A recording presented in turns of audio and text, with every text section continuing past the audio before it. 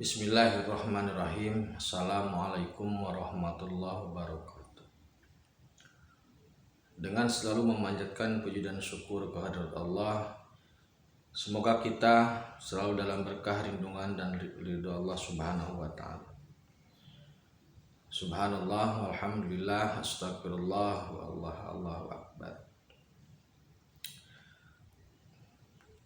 Kembali saya dari tim Raja Wali Nusantara. Kali ini kembali saya akan menyampaikan terkait dengan investigasi Raja Wali.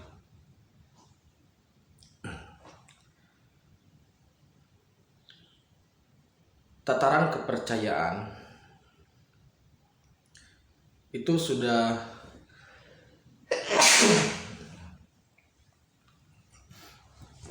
saya sampaikan sebelumnya, bahwasanya dalam tataran kepercayaan atau keyakinan itu ada 3 tahap. Yang pertama tahapan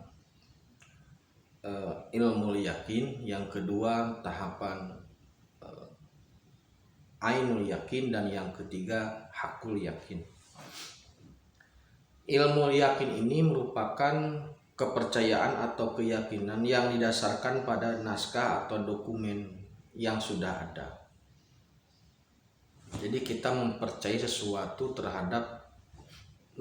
sesuatu dilandasi oleh teori atau teks yang sudah ada.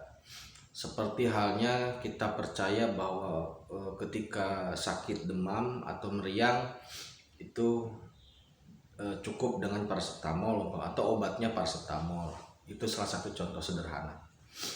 Yang kedua ainul yakin. Ainul yakin ini tingkat kepercayaan berdasarkan pada faktor empiris atau penelitian atau hasil perjalanan.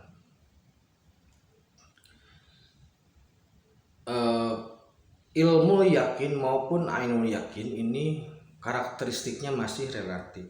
Dalam artian, dalam ilmu yakin atau dalam teori-teori yang sudah ada yang kita percaya, itu bisa jadi objek yang sama itu bisa dihasilkan dari berbagai teori yang berbeda. Nah, dalam ainul yakin pun sama, kebenarannya masih relatif atau nisbi. Seperti halnya hasil penelitian sebuah objek atau hasil penelitian atau empiris atau penelitian suatu objek yang sama itu bisa menghasilkan teori yang berbeda atau bisa menghasilkan kesimpulan yang berbeda. Jadi ilmu yakin dan ainul yakin itu masih membangun perspektif yang beragam. Nah, yang ketiga itu hakul yakin. Nah, hakul yakin ini kebenarannya mutlak, tidak bisa dibantahkan. Kebenaran hakul yakin ini adalah kebenaran spirit. Jadi dalam dunia spirit itu tidak ada hitam, abu, dan putih. Yang ada adalah hitam putih. Tidak ada keraguan, yang ada adalah benar atau salah. Pilihannya hanya 2. Nah, investigasi yang kami lakukan terhadap objek-objek yang terkait atau fenomena atau kejadian yang terkait atau akan terkait dengan penegakan kembali agama tauhid, dengan persiapan membangun kejayaan Nusantara dan dunia, itu kami lakukan secara spirit, sehingga kebenarannya itu mutlak. Nah, namun kemudian permasalahannya adalah hasil atau kesimpulan dari hasil investigasi ini bisa jadi tidak bisa diakses atau tidak bisa di cross check oleh semua pihak. Itu loh. Hanya pihak-pihak tertentu atau hanya orang-orang tertentu yang memiliki kemampuan cross check spirit sehingga di sana sama ketemu gitu loh. Tetapi untuk orang-orang yang tidak memiliki akses ke spirit, maka hasil investigasi spirit ini harus diwujudkan dalam bentuk penelitian ilmiah sehingga bisa diterima oleh orang-orang akademis atau orang-orang yang berpatokan pada ilmiah atau penelitian ilmiah. Nah, itu. Jadi mudah-mudahan suatu saat hasil-hasil investigasi kami itu bisa dilanjutkan dengan penelitian secara ilmiah atau secara empiris. Dan yang kami sampaikan ini hanya kulitnya saja gitu loh. Jadi hanya prolog atau kata pengantar saja. Mungkin nanti suatu saat bisa diperdalam lagi. Baik, selanjutnya begini. Allah Subhanahu wa taala sudah menjanjikan dalam Al-Qur'an bahwasanya Bani Israel itu atau orang Yahudi itu diunggulkan atau lebih diutamakan terhadap bangsa-bangsa yang lain. Ini tema kita di situ. Apakah benar Allah Subhanahu wa taala mengunggulkan Yahudi, bangsa Yahudi terhadap bangsa-bangsa selain Yahudi? Beberapa orang berpendapat atau beberapa kiai para ulama berpendapat bahwasanya maksud Allah mengagungkan atau mengunggulkan Yahudi terhadap bangsa yang lain itu adalah zaman-zaman sebelum Rasulullah SAW hadir atau sebelum Islam muncul. Jadi maksud dari Allah mengagungkan atau mengunggulkan Yahudi itu adalah karakteristiknya sejarah. Tapi ketika Rasulullah muncul maka pengagungan itu hanya sebatas sejarah, maksudnya begitu. Nah, kami melihat kembali ayat ini. Dan ternyata kalau menurut kami tim Raja Wali Nusantara, pengunggulan atau Allah mengunggulkan atau melebihkan, mengutamakan Yahudi, mengutamakan di sini maksudnya Yahudi lebih diunggulkan daripada umat yang lain. Ternyata sampai saat ini itu sangat relevan. Artinya apa? Ternyata sampai saat ini diakui ataupun tidak, faktanya adalah Yahudi masih unggul gitu dibanding bangsa yang lain gitu. Nah, tetapi keunggulan Yahudi itu hanyalah dalam satu aspek, yaitu teknologi. Jadi dari aspek teknologinya, aspek intelektualnya, orang Yahudi sampai saat ini diakui ataupun tidak, dia lebih unggul gitu. Nah, itu jadi firman Allah yang terkait dengan Bani Israel diunggulkan atau dilebihkan dari memiliki keunggulan dibanding dengan bangsa yang lain, ternyata memang benar, tetapi untuk aspek teknologi gitu loh. Sedangkan untuk aspek yang lain mungkin tidak gitu loh. Mungkin tidak. Kenapa? Karena untuk aspek religi ini ternyata bukanlah orang Yahudi.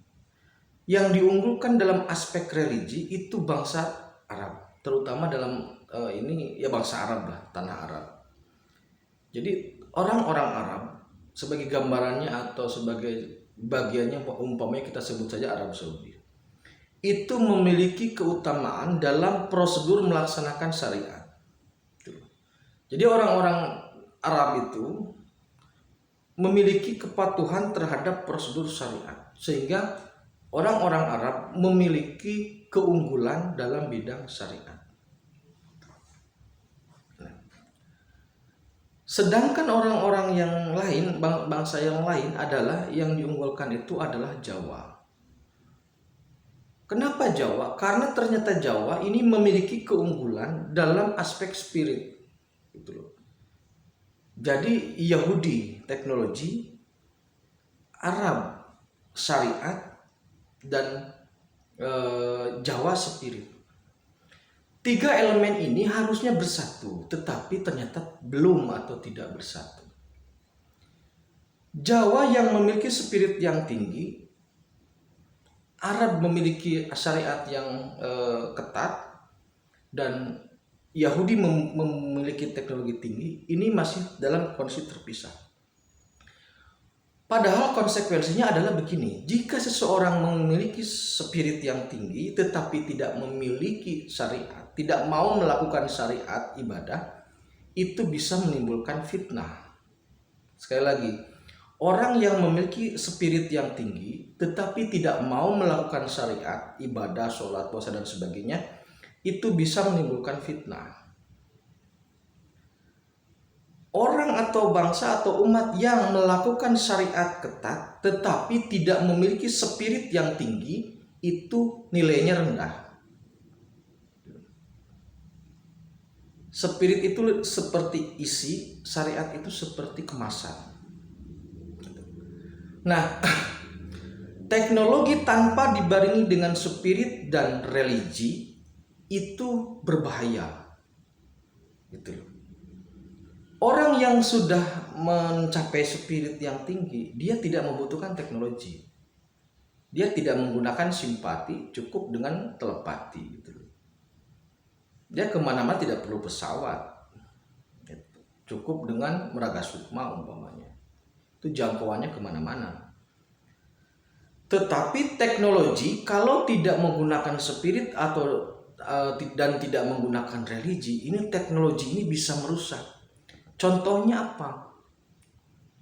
Contohnya penemuan teknologi nuklir kalau seandainya tidak dibarengi dengan kesadaran ketuhanan, kesadaran kemanusiaan, maka senjata-senjata yang ada saat ini itu bisa membunuh kita semua. Jadi teknologi itu sangat diperlukan atau sangat bermanfaat jika disandingkan dengan religi dan juga spirit. Spirit tanpa religi fitnah, bisa menimbulkan fitnah. Religi tanpa spirit nilainya rendah. Nah, teknologi tanpa spirit dan religi itu membahayakan. Itu membahayakan. Gitu ya. Kemudian bagaimana kalau spirit dan religi tanpa teknologi? Anteng aja. Tapi tertinggal. Tapi orang-orang spirit itu tidak sebenarnya terhadap teknologi itu karena memang teknologi spirit lebih tinggi. Teknologi spirit lebih tinggi. Apa buktinya teknologi spirit lebih tinggi? Orang-orang Yahudi menyadari itu. Sehingga mereka mengobrak-abrik Al-Aqsa itu karena di bawah Al-Aqsa itu mereka menduga ada Talmud gitu loh. Talmud itu adalah kotak yang isinya 10 perintah Allah. Jadi jika Talmud itu dibuka, maka siapapun musuh orang Yahudi itu akan habis. Lebih dahsyat daripada nuklir. Orang Yahudi percaya spirit itu sangat melebihi atau melampaui teknologi apapun. Tetapi mereka tidak mampu mencapai itu. Maka kesimpulan sederhana adalah sebenarnya orang Yahudi sangat takut dengan orang Jawa. Karena sehebat apapun teknologi senjata, sehebat apapun ilmu yang dikeluarkan oleh orang Yahudi, kalau sudah berhadapan dengan spirit, itu tidak ada apa-apanya. Itu jadi saat ini spirit terpisah dengan religi, maksudnya spirit religi dan teknologi intelektual ini posisinya secara umum terpisah. Spirit ada di Jawa, religi ada di Arab, dan intelektual teknologi ada di Yahudi yang diwakili oleh bangsa Amerika gitu. Karena perkembangannya di Amerika tapi backup-nya Yahudi. Nah, ke depan ini harus menjadi satu atau ke depan mungkin bisa disatukan atau setidaknya gapnya tidak terlalu jauh. Oke, demikian terkait dengan firman Allah bahwasannya orang Yahudi diunggulkan terhadap bangsa yang lain itu benar, tapi untuk aspek teknologi. Demikian yang dapat saya sampaikan. Terima kasih. Assalamualaikum warahmatullahi wabarakatuh.